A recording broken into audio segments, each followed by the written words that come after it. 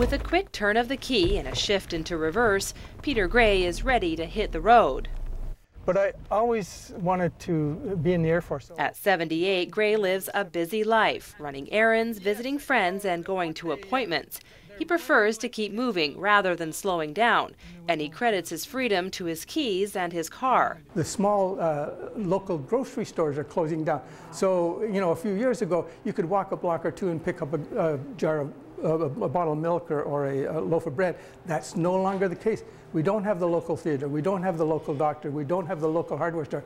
And Gray says that quality of life depends on the ability for seniors to remain behind the wheel and on the road safely. It's why he holds mature driving workshops like this one at the Burnside Gorge Community Centre.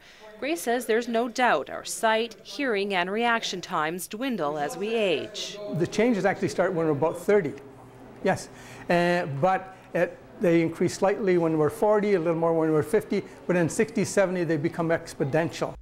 And in 2 years, when Peter turns 80, he'll be required, like all drivers who turn 80, to have a medical exam. If there's any cognitive concerns with that exam, drivers are then sent to take the DriveABLE test, a test that has many seniors worried and stressed out. I do not have a computer. I am not going to get a computer. I'll be 87 in October, and I do not agree with that test.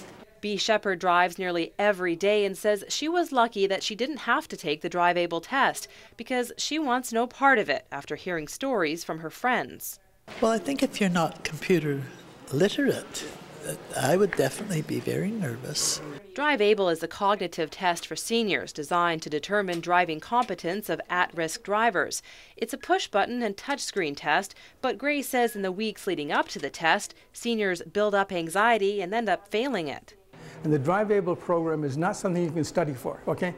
Basically, and it's not a computer test. That's a lot of misinformation out there. Basically, all it is they sit you comfortably at a desk. In front of you is a screen and 3 buttons. But after seniors across the province expressed concerns about the test and the distance those in rural communities have to travel to take it, government responded. Now seniors who fail the computer assessment will also be able to take a DriveABLE road test. I think they've answered the question, and I think this is good. I think it'll allay a lot of fears. Pearson now, in the past they thought if I fail this program I've lost my license. Now they say if I fail the test I can go on there and show them that I'm a good driver. The province says it's looking to keep drivers on the road safely as long as possible. And under the changes, the Superintendent of Motor Vehicles will be able to make a more informed decision around a person's ability to drive safely. Now, Bea says more seniors will be able to show they're okay behind the wheel. Well, I'm hoping that most seniors will pass their exam.